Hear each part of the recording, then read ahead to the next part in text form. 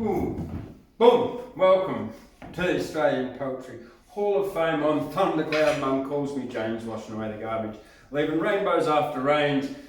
We're here in the Seahorse Medicine Cafe of the Australian Poetry Hall of Fame. Yes, we've, pardon me, we've got a small crew with us tonight. Gladys is staying home. She's unfortunately lost her brother-in-law last week. Skye's down in towards Victoria, somewhere Canberra. But I do have some of her poetry that I'll be reading out later on. Steve, who knows Gabriel's off in Japan, turning Japanese, and I really think so. And that's that. And yeah, welcome Ashley, Doug, Paul, and everybody out there in YouTube and Facebook world and the virtual world watching us here on Wednesday Words at the Australian Poetry Hall of Fame. All right, let's begin by acknowledging the traditional custodians of the land on which we broadcast, the band by Kamilaroi people, to acknowledge the continuing connection to the land of the elders past, present and emerging, to acknowledge sovereignty has never been said, and also that a treaty is asked for in the Makarrata statement, as well as substantive constitutional change. And I'll leave it there. Please, if you are on Facebook, check out Sovereign Union page and also Treaty Before Voice, because if you are not a First Nations person, it would pay you to listen to what the First Nations people want and not what our governments and political parties are trying to railroad us into voting for. So please have a listen. Sovereign Union and Treaty Before Voice Facebook pages. Also look up people like Bogain, Spearham, etc. Right, let's move right along. Tonight, I'm reading out of Comic Australian Verse, edited by Geoffrey Lehman, but I'm not doing any of Geoffrey Lehman's poems. I'm, at the moment, on a bit of a C.J. Dennis focus, because I'm just about to draw or paint. I haven't decided what I'm going to do yet, but I'm going to draw or paint his portrait for the Australian Poetry Hall of Fame here. And so, yeah, that's why I want to get to know him a bit better and some of his poetry. And right, the one I'm going to do first is called A Bunch of Reversalettes. And this is called The Recipe by C.J. Dennis. Reversalettes are nicely fried if you observe this simple plan, just like a pancake in a pan. You turn them so the rules provide and cook them on the other side. You turn them so the rules provide, just like a pancake in a pan. If you'll observe this simple plan, reversalettes are nicely fried. So a reversalette is where you start at the beginning and you go down halfway and then you change and take the whole poem and you turn it upside down. It's a reversalette. The next one is a ruined reversalette by C.J. Dennis. 'Tis spring. Sing hey, birds sing all day. In trees, bees hum. I sneeze, scratch, hum. I sneeze, bees hum. And trees all day, birds sing, sing hey, 'tis spring. And yeah, obviously it's written with these, with the idea of he's got hay fever.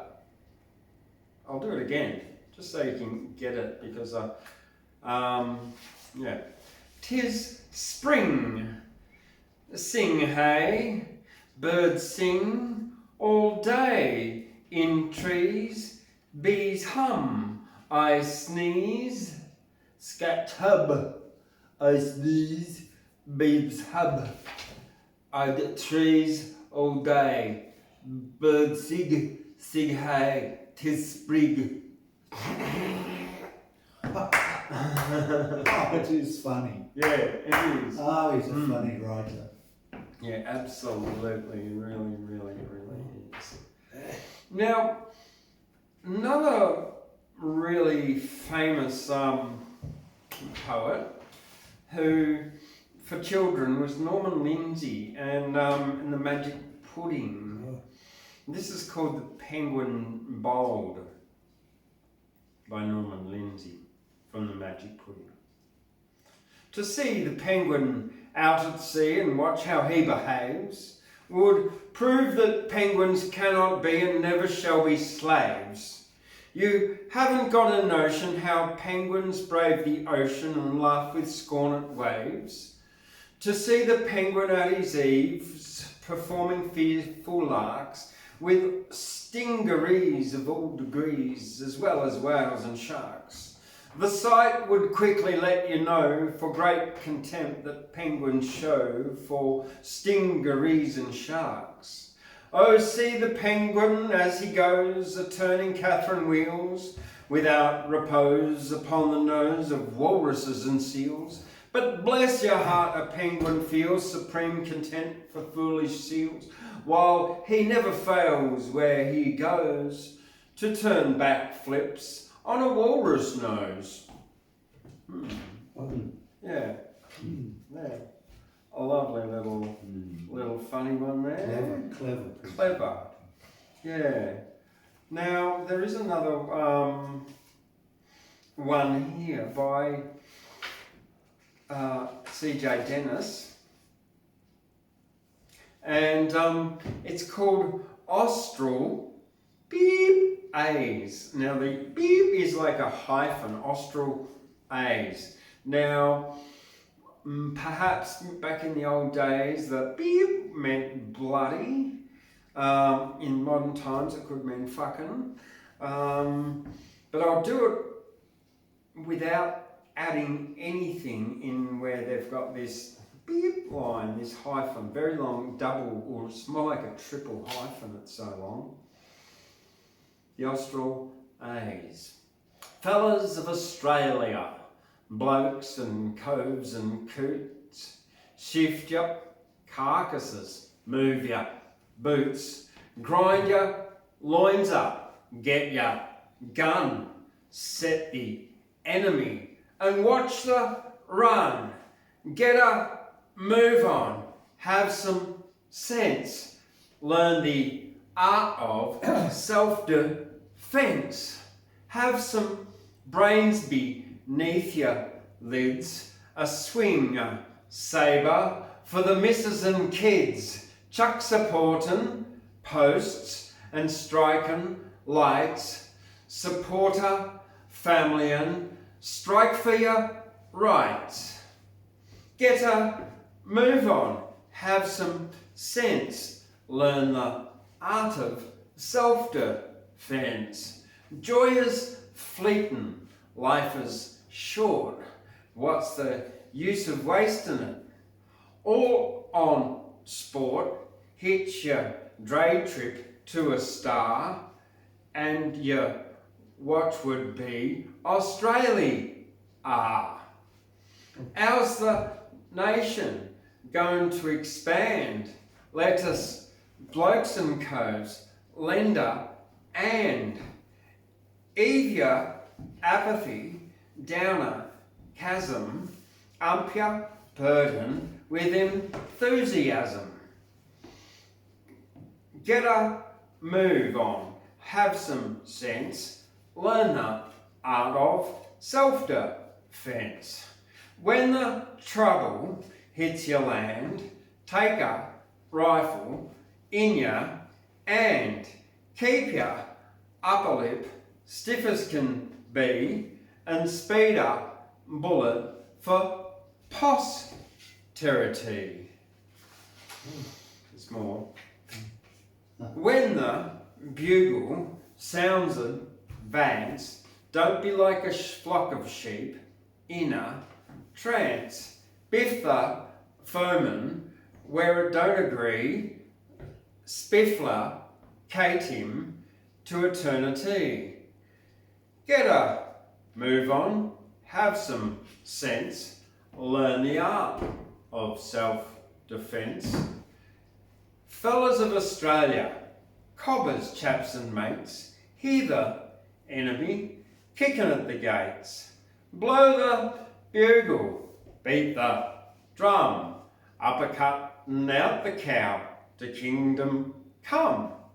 Get up, move on, have some sense, learn the art of self-defense. Oh, what a bloody, Yeah.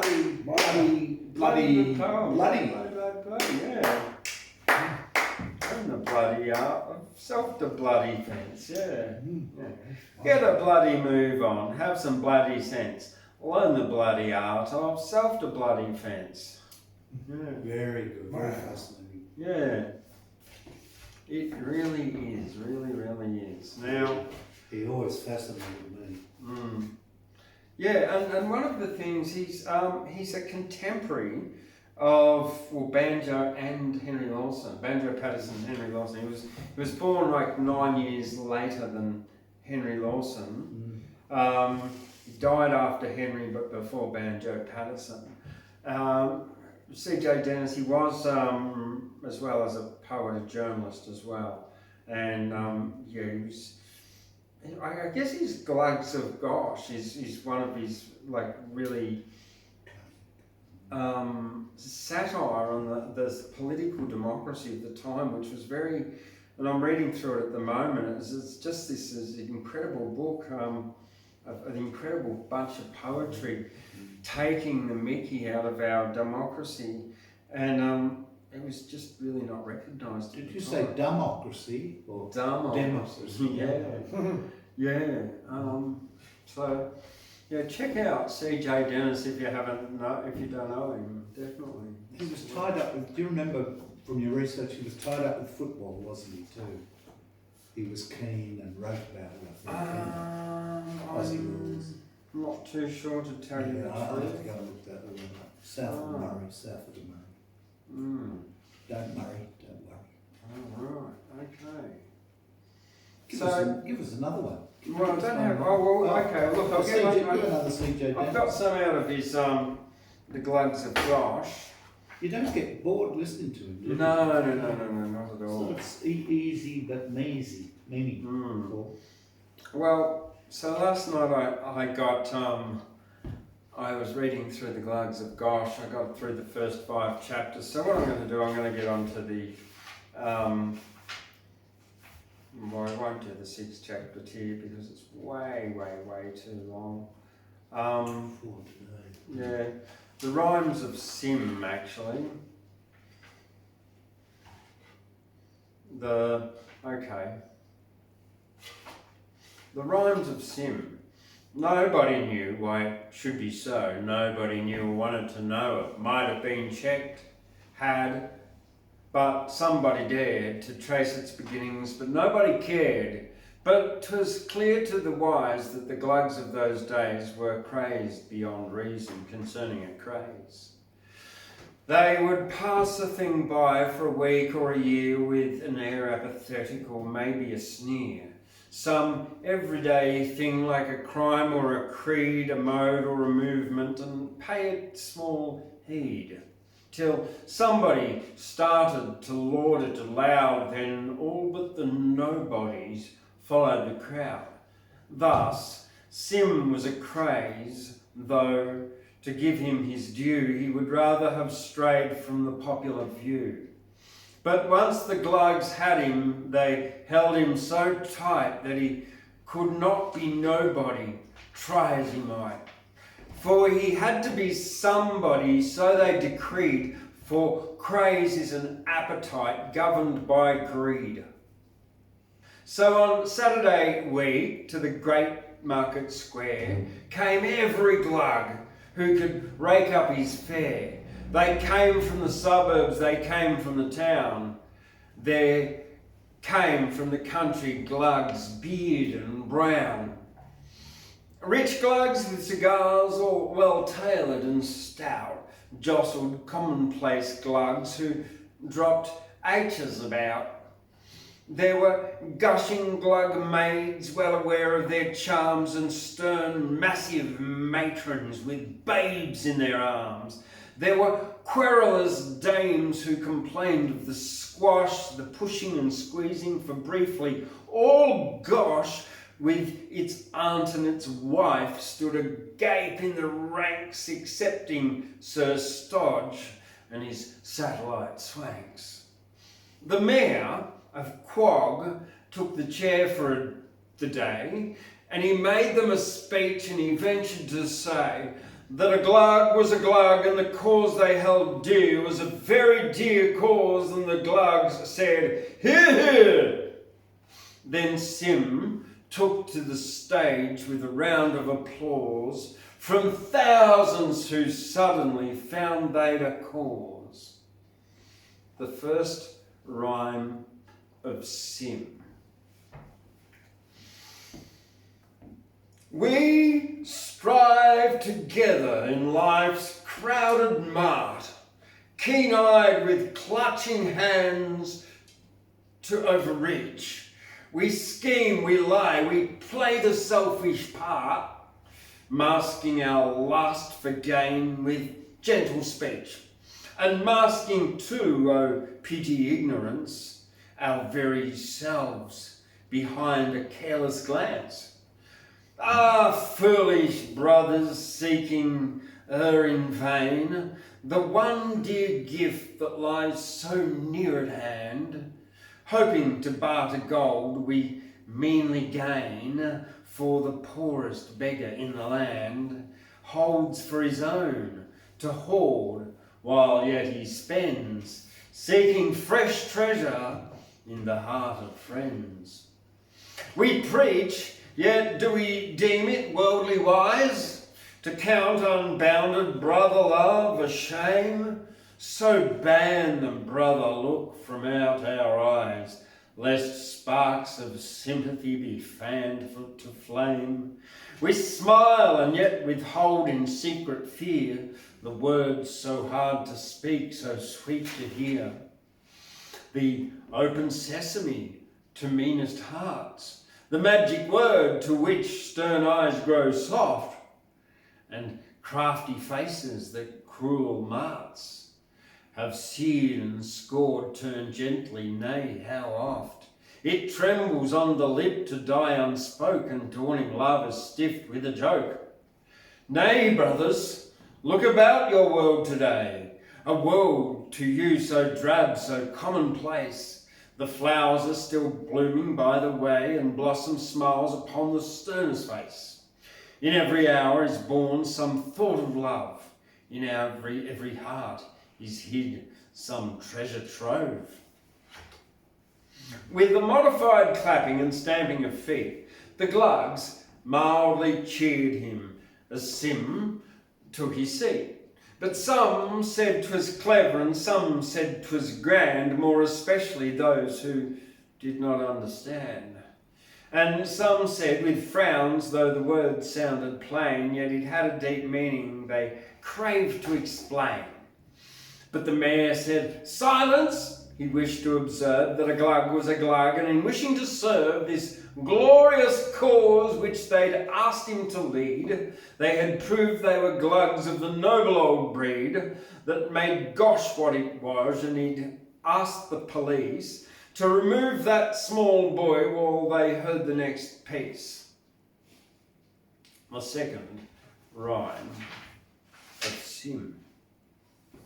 "Now come," said the devil, he said to me, with his smart face all a grin, "this day, ere ever the clock strikes 3, shall you sin your darling sin.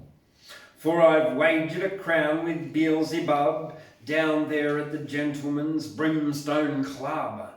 I shall tempt you once, I shall tempt you twice, yet thrice shall you fall ere I tempt you thrice." "Begone, base devil," I made reply, "begone with your fiendish grin. How hope you profit by such as I? For I have no darling sin."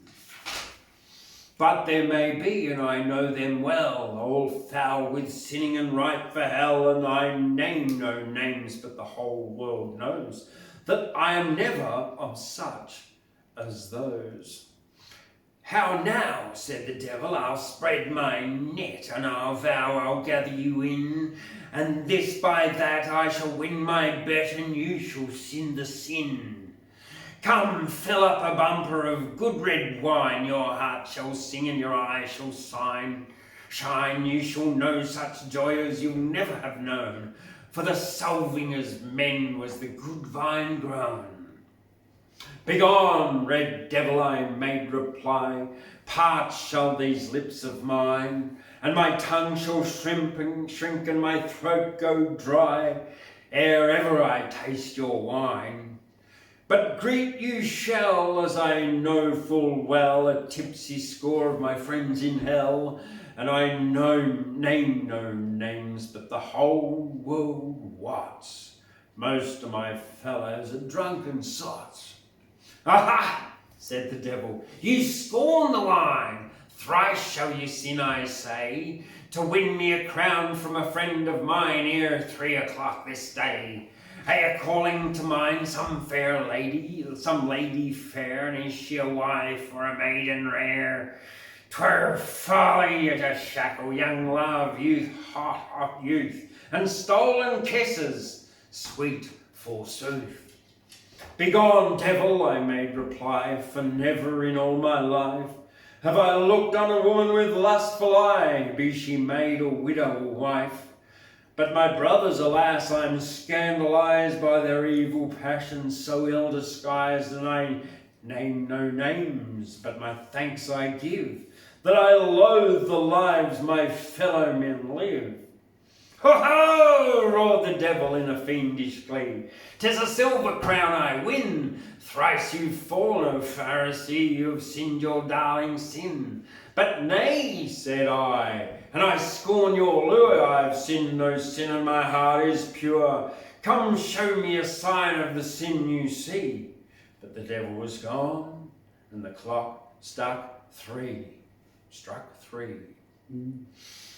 With an increase of cheering and waving of hats, while the little boys squealed and made noises like cats, the Glugs gave approval to Sim's second rhyme, and some said 'twas thoughtful, and some said 'twas prime, and some said 'twas witty and had a fine end, more especially those who did not comprehend.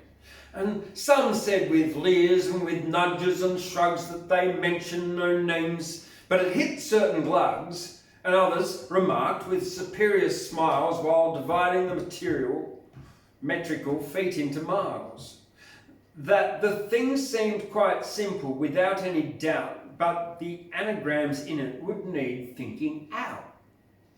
But the mayor said hush, and he wished to explain that in this leading movement he'd nothing to gain. He was ready to lead since they trusted him so, and wherever he led he was sure Glugs would go. And he thanked them again and craved peace for a time, while this gifted young man read his third and last rhyme. The last rhyme of Sim.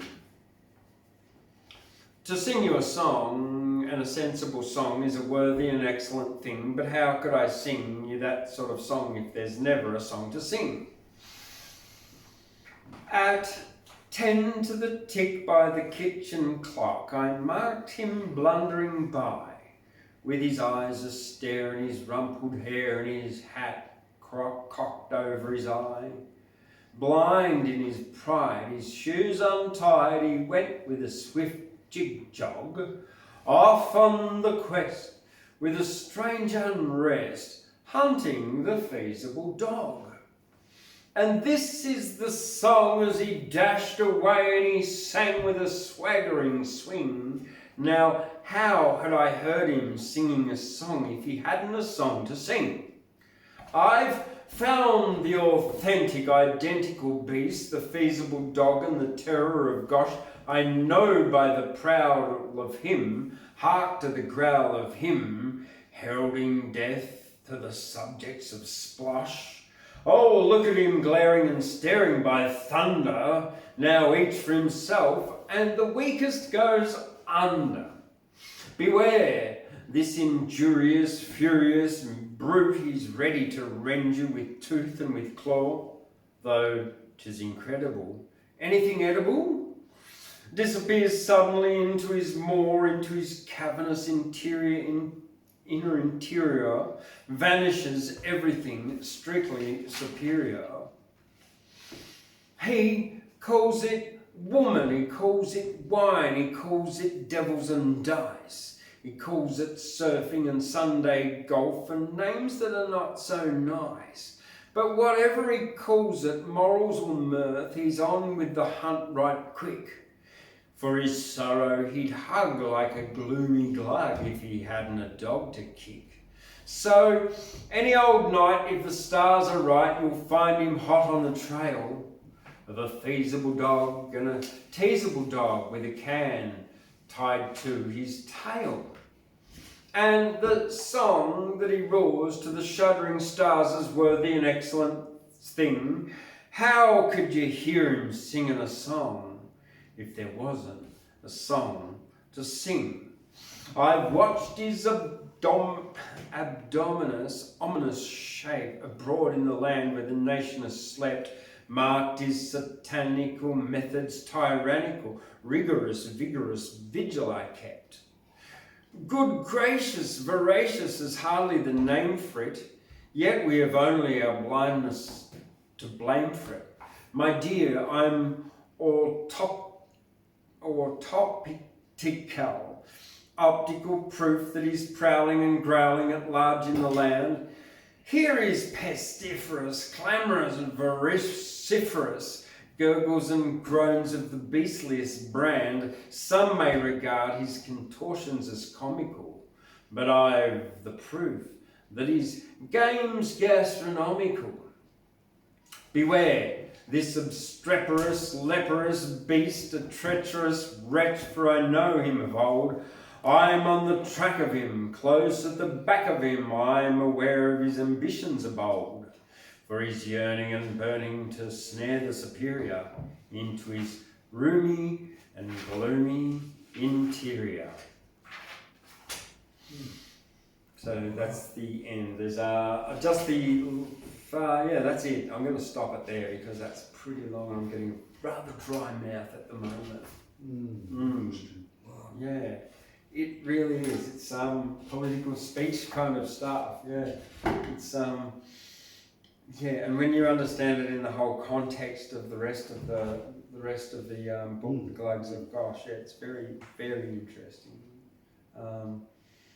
And you could reread that, and you would get, out of each verse, there's some really quite interesting, very deep. Philosophical, political thought within it. Yeah. Well, I'd like to, Doug, would you like to come on up? I'd like to welcome Doug back. Yeah, It's fantastic. It's so good to see you back. thank you. I've got a couple of brief ones, but I haven't written them, but I'm going to read them. Yeah. I could write one, but I don't know. You can do it. I don't know what the rules are in my life yet, not someone else's, my life. Thank you.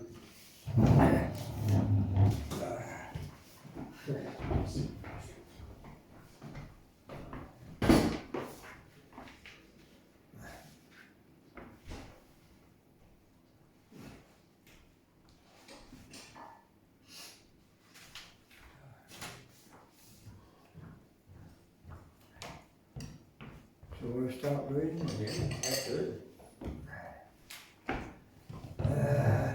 Well, this is curious, but what's not curious? This poetry was thrust into my hand out at Rockwell this afternoon by a friend. And she's married to a Turkish guy, she was. Anyway, this poem apparently was written by a young man in a prison. He was imprisoned in Turkey for a while. I don't know about all that, but I read it and it seems a touching poem to me. I'll read it best as I can. Yeah. The title of the work is Lighthouses to the Future. The man's name is Jonathan Beck. Quote, a youth is a pool of liquid light, a dive and a splash playground of awe-inspiration. As one plunges in to savour the light of effervescence, there is no place for lurking neurosis, no petty jealousy, only the incandescent joy of shining-faced splendour as one gives and receives a constant trade of light in gesture and genius manners. Dynamic of beneficent intentions toward one another. It is the lack of this joy and natural goodness that turns people to reverse path means of finding it. It should be available to every child from 0 to 99 and then on to 350 years aged humans who are still only babies compared to Methuselah. Amen. Thanks, Mr. Beck.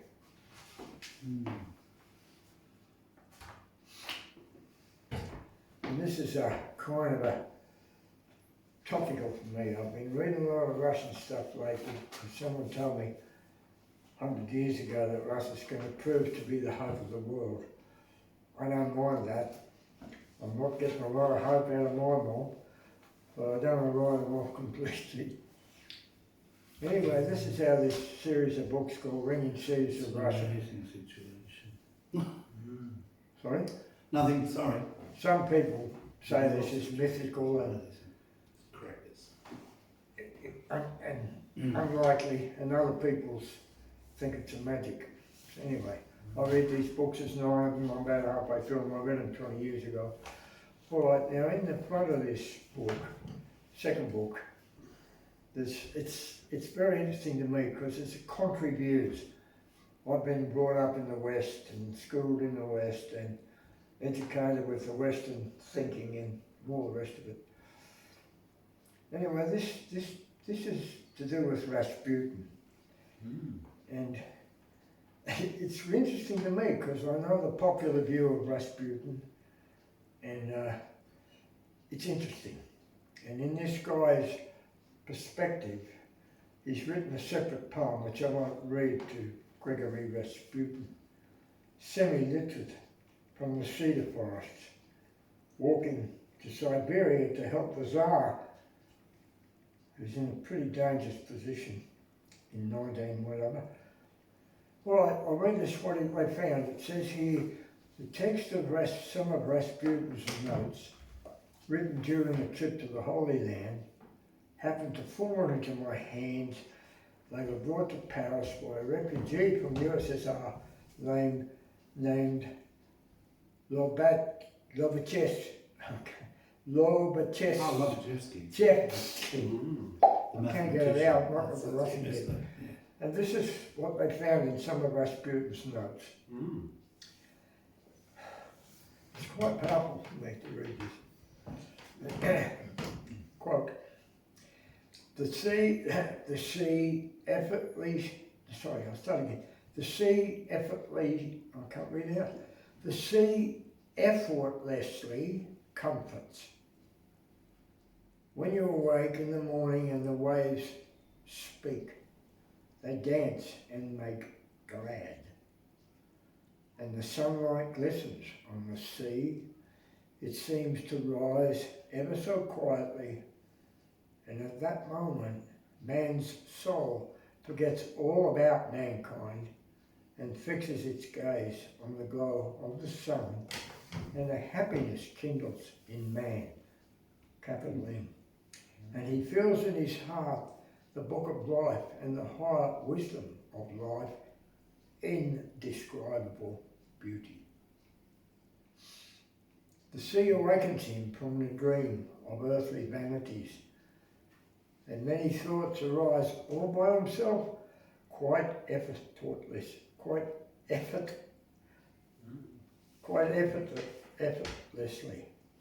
Hard for me to say that. The sea is a vast space, but the mind is even more spacious. There is no end to man's higher wisdom. No philosophy can possibly contain it. Another moment of stupendous beauty comes when the sun sets over the city and its rays fill the western sky. Who can estimate the beauty of the sun's twilight rays? They warm, caress the soul and offer healing comfort. The sun disappears behind the mountains minute by minute, and man's heart grieves a little at its amazing twilight rays, and then it grows dark. And oh, what silence falls! Not even the sound of a bird is heard. Lost in thought, man begins to pace the deck of the ship. Involuntarily recalls his childhood and all of life's kerfuffle, and begins to compare the silence around him with the bustle of the world, and quietly talks with himself, desiring company to stave off the tedium inflicted upon him by his enemies. Amen. Wow. Yeah, that's interesting. Not everyone likes that sort of stuff. Yeah. Thank you. Thank you. Okay. Wow, thank you, Doug. Yeah. Now, I'm hoping that my son is going to send me a poem that he wrote and sent me, which is currently on my phone that's being used to record this, which I don't have access to at the moment. But otherwise I'll duck out and I'll try and send it to myself on this other iPad in a minute. Because he's written this really quite amazing thing. He's a 21-year-old who's just finished his apprenticeship as a carpenter. Yeah, I'd really like to read it out to you. But on that thing, yeah, we are this month. It's April, and as has happened over the last 9 years now. Every April is the Dirty 30 Challenge.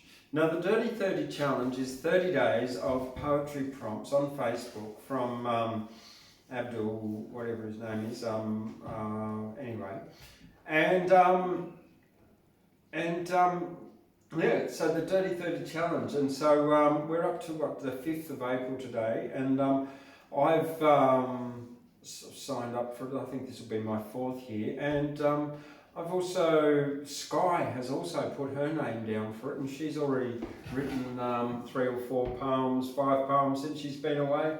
So look, I'll just have to take responsibility for inspiring another poet to write poetry. Yes, it's true.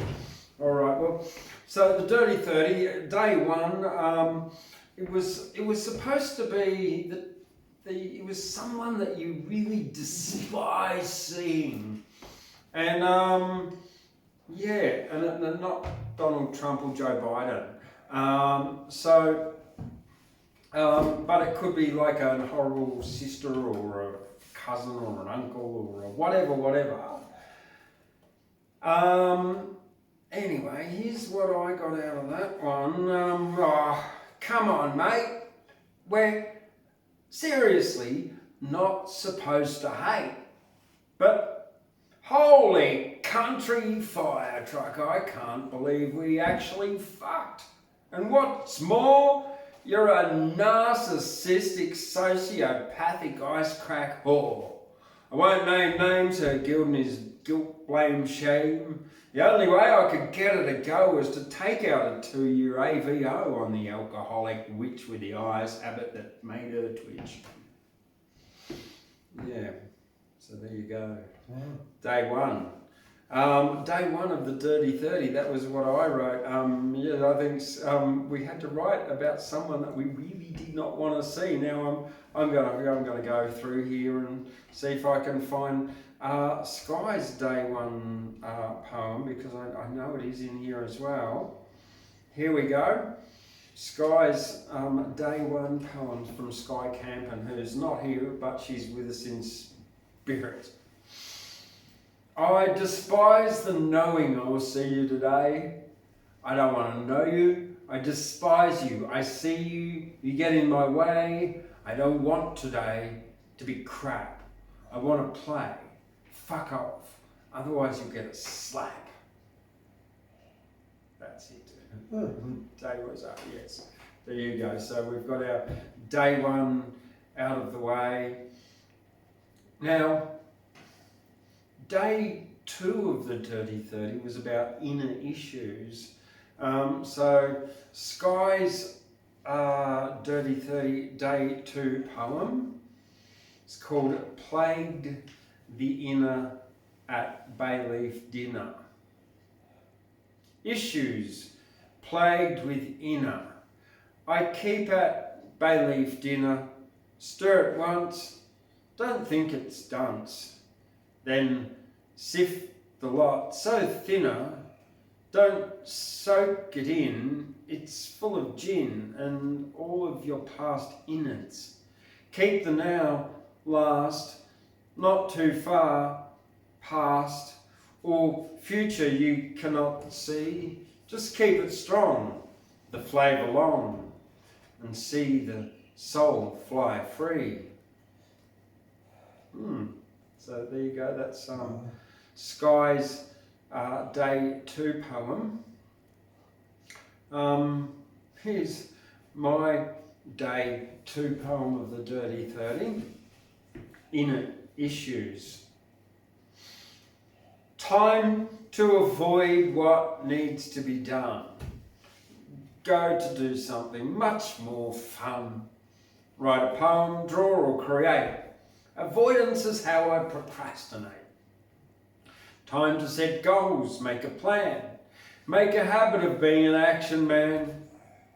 I now avoid distractions and hocus pocus. Plan, act, execute and maintain focus. Time to do what needs to be done. Do the hard things first and then have fun. Act on the plans that I create. I'm asking for help to make it great. So that was inner issues. For me it's getting things done. Now, day 3 of the Dirty 30 was about our our addictions.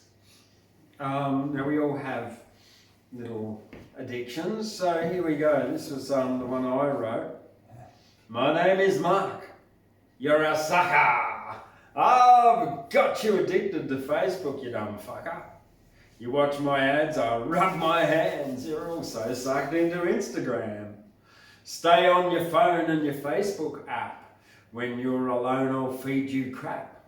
I am Mark Zuckerberg. I don't care less if you think I'm a turd, because you are here having a look at an advertiser's feed on my Facebook. So we had to write that from the perspective of the vice. That was me being Mark Zuckerberg.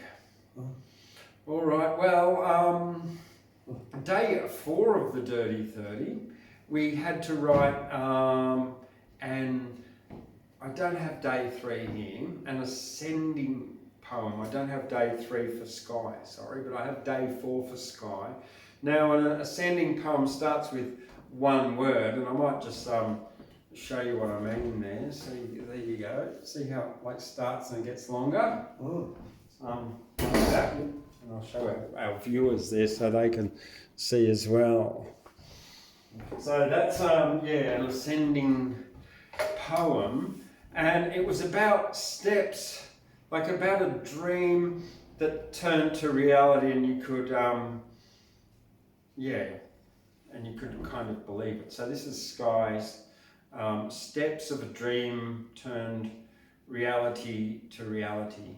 I, as you, stand.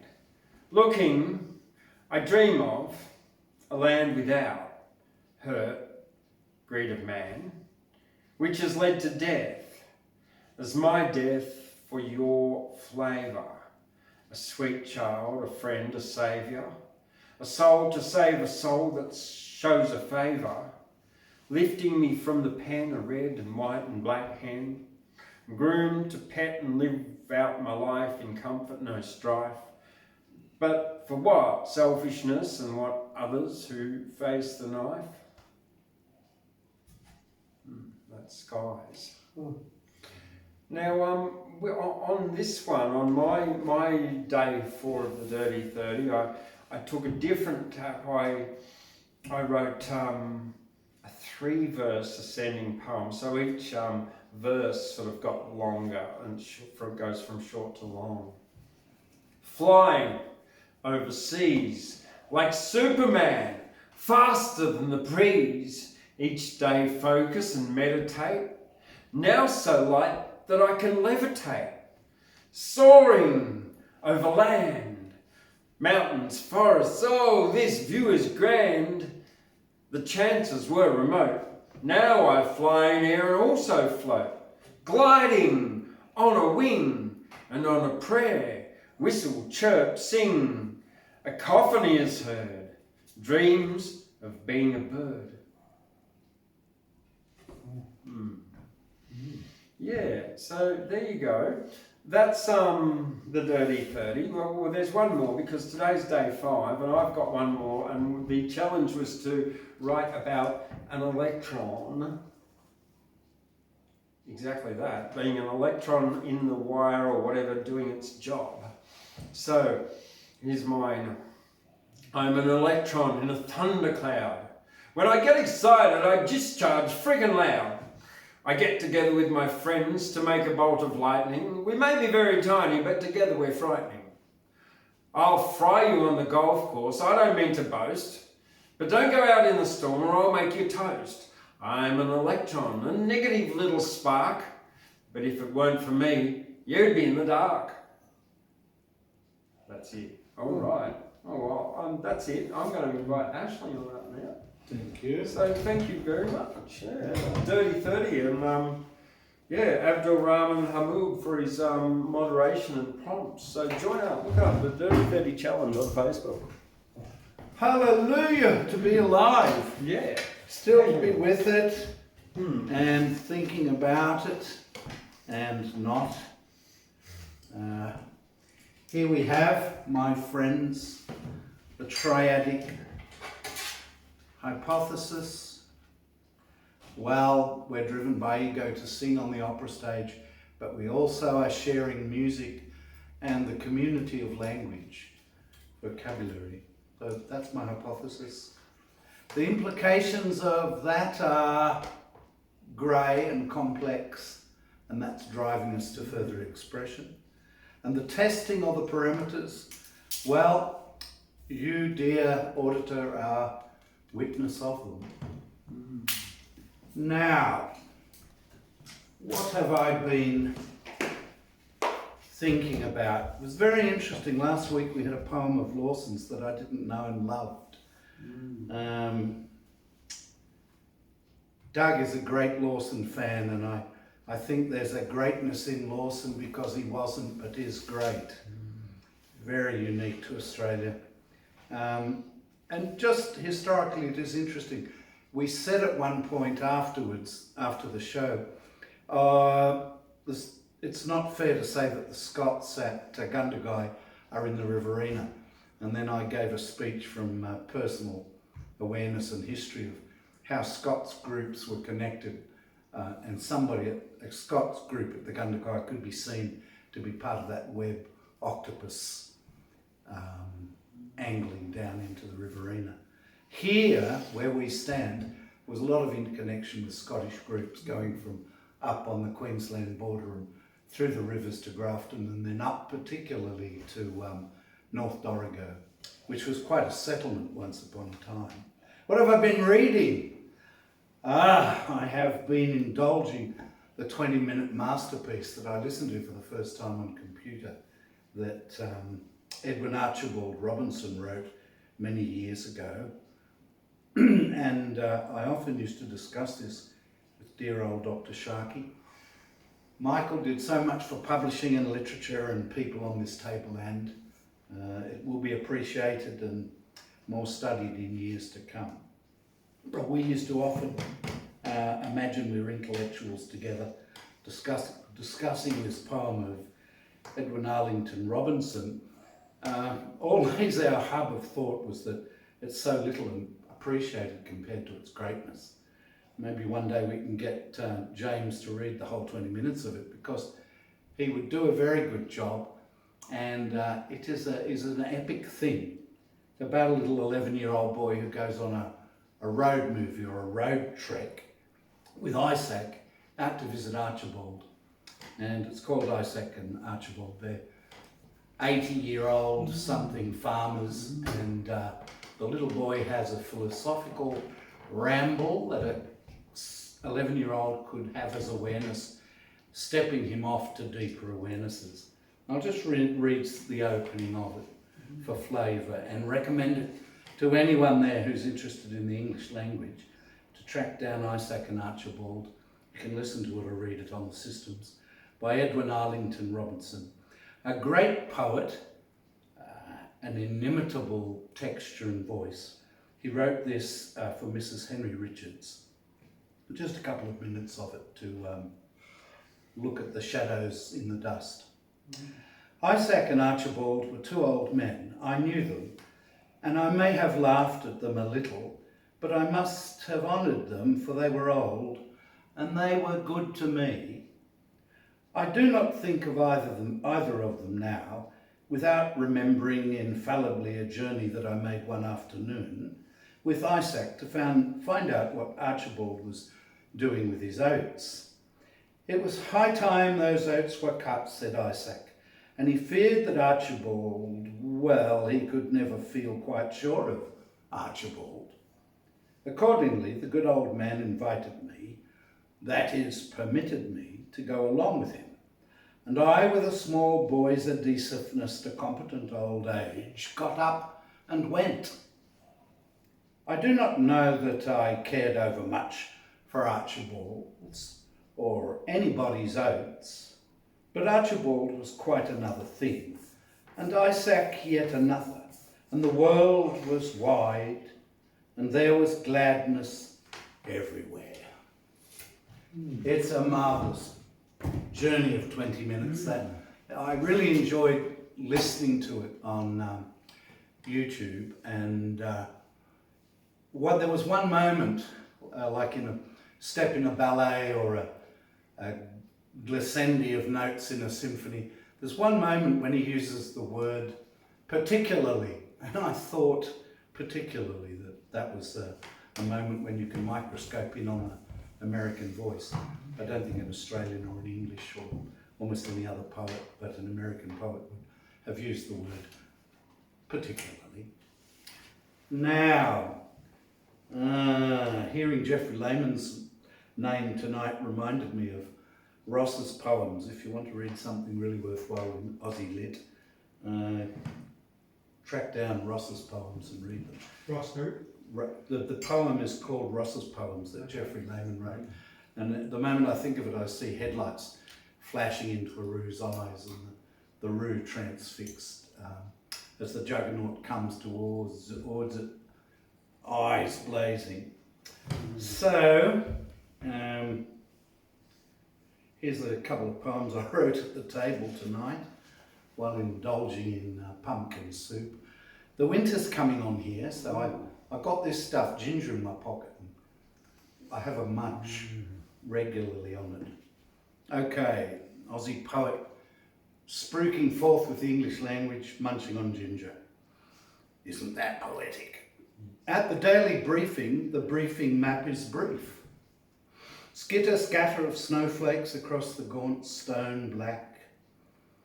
Transient, necessary thoughts. The general places choppers down, the heavy fall.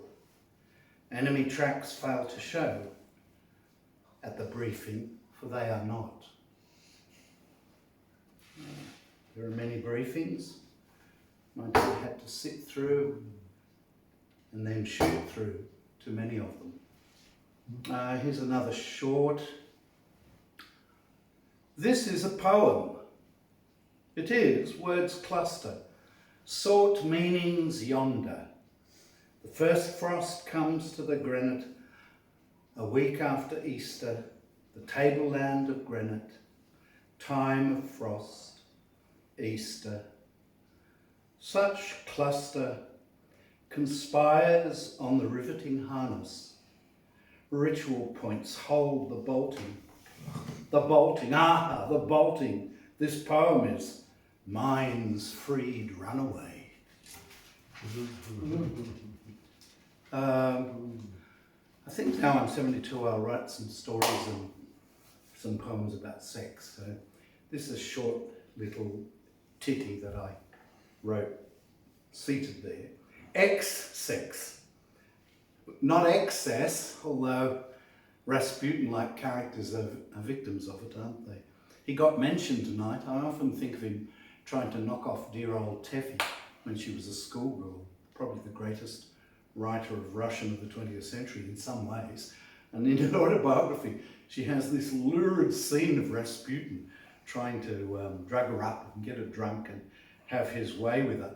And Teffy, being the great writer that she is and was, will have none of it, but she outlines it in her autobiography, if you ever can get your hands on it. T-E-F-F-I. One day I'll go to Paris and I'll stand at a graveside. One of my few ambitions. Anyway, this is it. It is sex, twice. Whatever. So long ago, it did us, so to say. You lay, hey, legs open. Whatever. Still, through. And I will finish with a poem from my dear friend Greg McGarrity's rather extraordinary collection. I will get one of the poets here one night in a sententious, chiming voice to read just the names of all the poets that Greg got to write for this. He wrote to them because it was an era of letters and pen, and he said, he sent a letter with mail to him, can you write a poem and send it back to me? And he got this book that I now realise, well into the 21st century, is a masterly collection of, excuse my laughter, the fact that he got all of these sages to write a poem at the dinner table, put it in an envelope and send it to him. It couldn't be done now. And even though we have the techno that brought Skye's poem to James and to you this evening, there's still something for that, pasting into a package and then sending it through to a correspondent. A short poem to finish with, and then I'll salute the celestial kingdom and go south. Martin Langford is a famous name. Don't know much about him, but I met him once, I think, long ago. Martin Langford, Daily ... Brisbane Waters. And I read this because on my dad's side, I particularly come from a Brisbane family, an Italian Valley family, and walking Brisbane down around the reaches of the river, I've particularly known this correlative and ambience, and when I read it tonight I felt it in my blood. Daily Brisbane Waters. At some point you notice that glare has diminished. Everything's in its own hue, white shells and furry, green timber, shadowless burnt umber weed. Now you move forwards, and now you can start to step in. Just as you do though, all hue turns to grey. Pink banners signal goodbye. Daily, you get this rehearsal. Light drains to bedrock, and soon all there is a chasm with unweighted buoys. Red torches jiggle in dinghies. Rorschach spills blink twice, then hide field of black purple. Like sorrow that's never outdistanced. Brief, feathered mists where the mullet breaks surfaces. Scratches and half-births, a salt gulf of luminous trails. Oars knocking, stumbling on wood, like a corpse in a trunk. I must say that is a Brisbane I know very deeply, and one reason I read it and then go on to say this so is that it's not a set of correlatives and sensations we associate with Brisbane, but it is very much Brisbane, that poem. Oh, I'll finish tonight with a serendipitous flick into the anthology of Chinese literature and see what little moment of chance we have upon us. Page 90, the Zhou dynasty, from the 9 songs.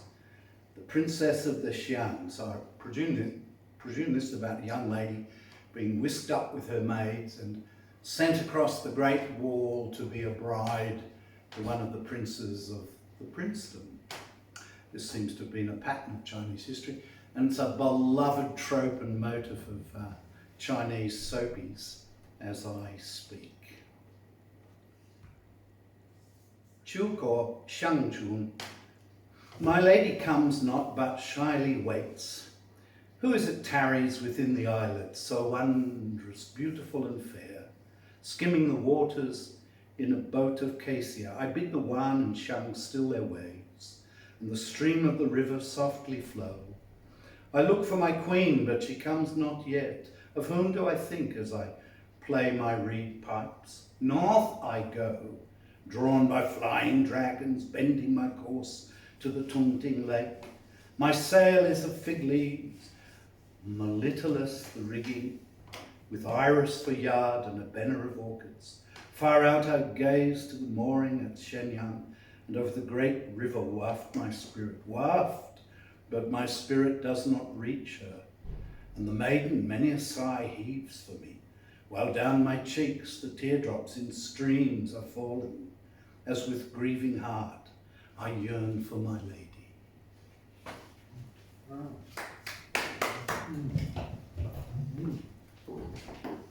All right-yo. Well, I've got a few of my own for the week. Before I do that though, my son, as I promised earlier, sent me something that he wrote on Saturday. It's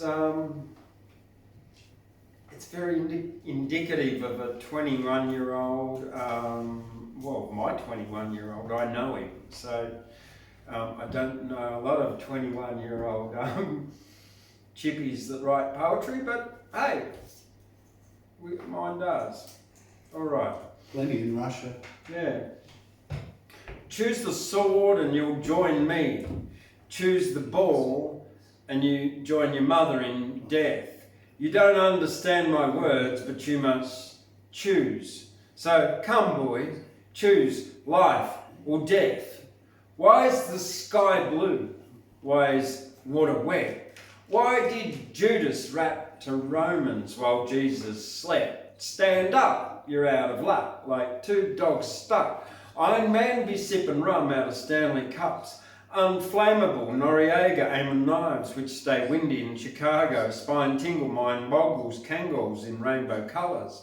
Promoters tried to hold dough. Give me mine before Poe wrap you up in so-and-so.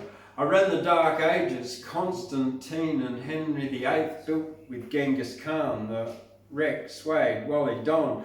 I judge wisely, as if nothing ever surprised me, lounging between two pillars of ivory. I'm lively, my dome pieces like building stones in Greece. My palms are deep from ancient thrones I speak. I'm overwhelmed as my mind roams the realm. My eyes the vision, memories the film. Others act subtitle, but they fragile above the clouds. They act wild and couldn't budge a crowd. No matter how loud they get, they growl and spit, clutch they fist and throw up signs like a crip. And throw all types of fits, I leave them split like ass cheeks and ragged pussy lips. Hey, yo, camouflage, chameleon, ninja scaling, you're building, no time to grab the gun, they already got your wife and children. A hit was sent from the president to rage on your residence because you had secret evidence and documents on how they raped the continents, and it's the prominent, dominant Islamic, Asiatic, Black, Hebrew, the year 2002, the battles filled with the woo. 6 million devils just died from the bubonic flu or the Ebola virus under the reign of King Cyrus. You can see the weakness of a man right through his iris. Unloyal snakes get thrown in boiling lakes of hot oil. It boils your skin. Chicken heads getting slim like olive oil. Only plant the seed deep inside fertile soil. Fortified with essential vitamin and minerals. They use the sky for a blanket. Stuffing clouds inside my pillow. Rolling with the lambs. 12 tribes. 144,000 chosen. Protons, electrons always cause explosions. The banks of G or cream down Zabets. Money feed good opposites off the set. It ain't hard to see my seeds need God decree. I got mouths to feed, unnecessary beef as more cows to breed. I'm on some tax-free shit by any means, whether bound to a hit scheme or some counterfeit cream. I learned much from such with cons who run scams. Veterans got the game spiced like ham, and from that sons are born and guns are drawn, clips are fully loaded, and the blood flows, the law floods the law. Disciplinary action was a fraction of the strength that made me truncate the length 1/10. Wow. Yeah, I know. Interesting. Wow. Interesting. Yeah. Seems to go all over the place for me, but it's a bunch of rhymes, and I'm sure he gets it. He's got a reasoning behind it there. I do need to discuss it with him one day, which I shall. Wow. All right. Well, yeah, that was pretty intense. Intense. Yeah, that's a good one. That was certainly intense. Yeah. All right. Well, okay. Some of my poetry for the week. This one was a bit of a bull. There once was a bit of a what? bit of a bull. A ball. A bull. B-U-L-L. Mrr. Ah. Yeah. Okay.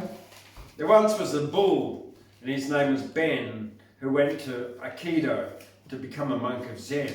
He meditated on a mountain inside a hut. For breakfast he ate chocolate, dates and coconut. Ben never cooked anything, ate his grass raw. Ben Bull made a vow he would remain poor, even though everyone thought that was pretty funny, considering cows and bulls don't use money. Ben went walking and found some hot springs, monkeys sitting in and doing monkey things. Ben took his horns off and jumped in the pool. He'd just gate crashed a monkey's swimming school. A big monkey introduced himself as Coach Jim. Welcome, but I've never taught a bull to swim. I've only ever taught monkey boys and girls. Before this I was a dolphin trainer at SeaWorld. I'm sure we'll make progress, so I'll have a go. I once taught a crocodile to ski in the snow, then I'll add it to my resume. Bulls trained to swim. I'll train bulls, dolphins, anything. I'm Monkey Coach Jim. Ben learnt to swim. Coach Jim had success. Ben went to the Olympics. Who could ever guess? Then went back to his mountain as a monk of Zen with a gold medal engraved, champion swimming bull Ben. That's it. Yeah. A little kid's story-ish. Yeah, I don't think there was any swear words in there, was there? No, it could be a kid's story, that one, yeah. Okay, well then, okay, Übermensch. Übermensch are like, well, if you've read Friedrich Nietzsche, there's the Übermensch and there's the ones with the slave morality. Excuses don't cut it if you'll never try. Heroes overcome adversity while the weak give up and cry. With a victim mentality they try to shame and blame. Heroes take responsibility and don't play the victim game. Heroes take a risk and they never ever stop with failures, opportunities to find a new way to the top of every hill and mountain so they can see the next goal, and heroes dig themselves out of every sticky hole. I came, I saw and conquered, and then I left for far away. The slaves are home complaining every single day, shaming and blaming about how the world's unfair, while the Übermensch are training and growing without a care. Übermensch. Oh, I don't approve of that. No, of course you don't. No, I don't. Of course you don't. But I understand it very well. Yeah. I've read many poets who swim down that river. The great Italian.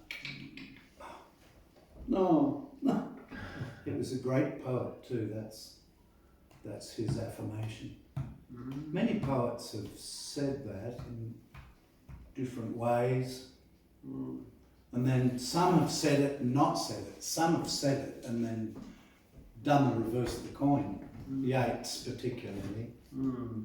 But it needs to be said. Anyway, well, it needs to be said. The Queensland or the Brisbane Writers Festival's on at the moment or coming up, and they've got like 15 days of poetry prompts on big signs around the city. And one of them... Are you going up to it? No. Oh, you can't time. But one of the prompts that I read today was something about like myths about moving to Brisbane. And one of my friends actually wrote a comment, yeah, I'll move to Brisbane, and that's all true. Anyway, it's a point of view, and it's just me taking the mickey. I actually love Brisbane. I think Brisbane's a fantastic place.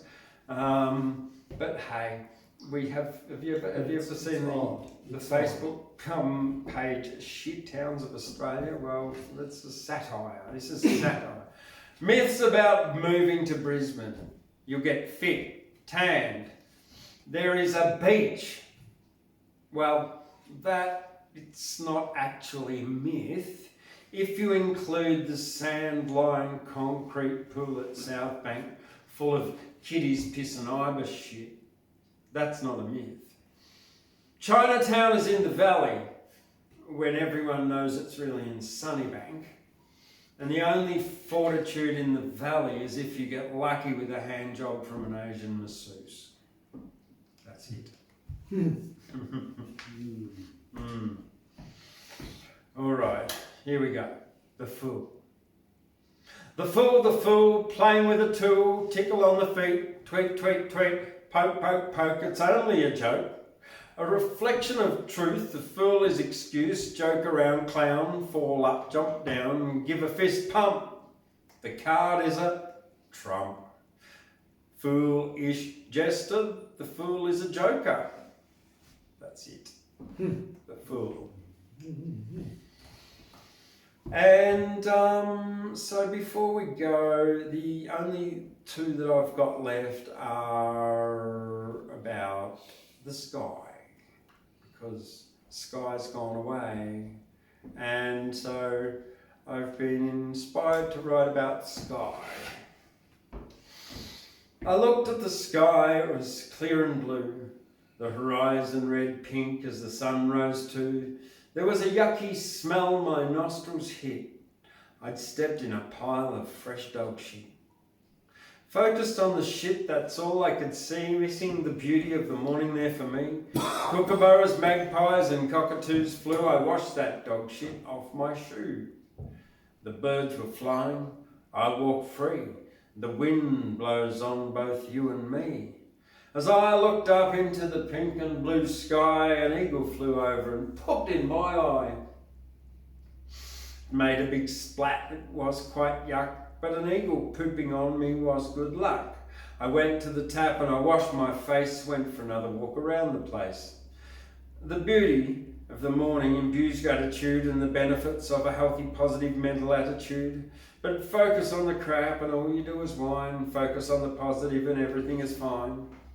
Turned off the TV and the radio news. I don't need programming or points of views. I turned on exercise and caring for myself. Adopted a growth attitude for my mental health. The sky blue and clear. The air fresh and clean. Autumn trees changing colour. Life is a dream. Depending on your attitude, life is a breeze. You can stand up to the wind or sail with ease.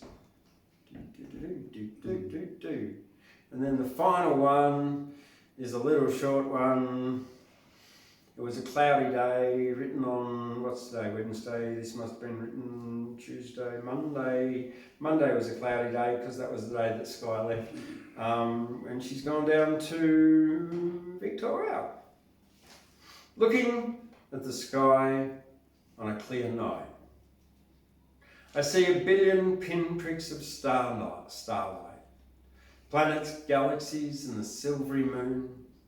But tonight the sky is cloudy, making gloom. I looked outside for the sun all day, but the clouds are all I saw all day. I wonder tonight as I see clouds fly, where is the beautiful sky? I can see the clouds playing away, but I haven't seen the sky all day. That's it. Or all week now. Is that what you call it, mate?